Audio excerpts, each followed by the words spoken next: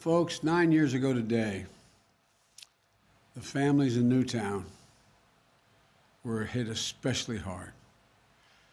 No matter how long it's been, every one of those families relives the news they got that day.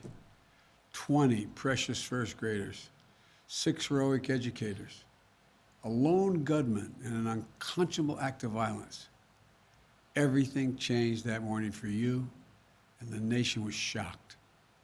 For me and for Barack, the shooting at Sandy Hook Elementary School was one of the saddest days we were in office, those 8 years. But as we got to know you, and I got to know so many of you personally, I spoke to every one of your families and I found hope in your strength as you turned pain into purpose to change the laws and the culture around gun violence. At the time, remember, because of your leadership, we forged a broad coalition and enacted more than 20 executive orders.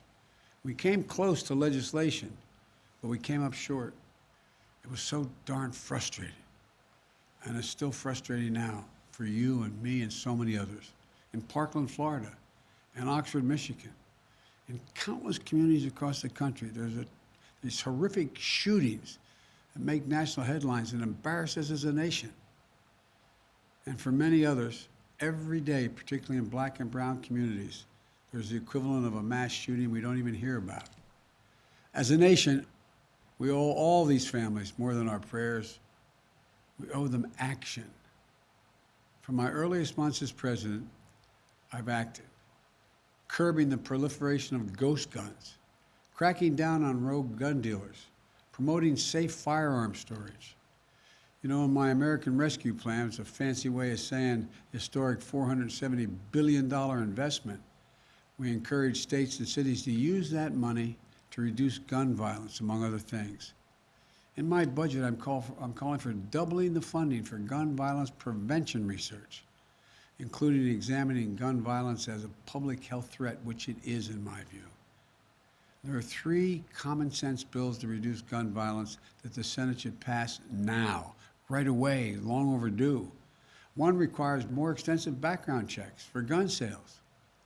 One is to keep guns out of the hands of more abusers. My Build Back Better legislation, which would make a landmark $5 billion investment in community violence prevention and intervention programs to support trusted leaders who work directly with people who are most likely to commit gun crimes or become gun victims before it's too late. These programs work. Again, I know our politics is frustrating. It can be frustrating. It's particularly frustrating now. But we can't give up hope. We can't stop. I've helped beat the NRA with your help twice. It can be done again. We have to keep up the pressure.